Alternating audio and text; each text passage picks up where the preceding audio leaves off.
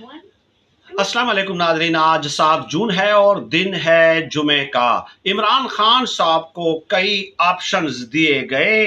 आपके इल्म में है कि इमरान खान साहब को कहा गया कि आप बैरून मुल्क चले जाएं, हम आपको तमाम तरह फैसिलिटीज देंगे, लेकिन इमरान खान साहब बाहर नहीं गए।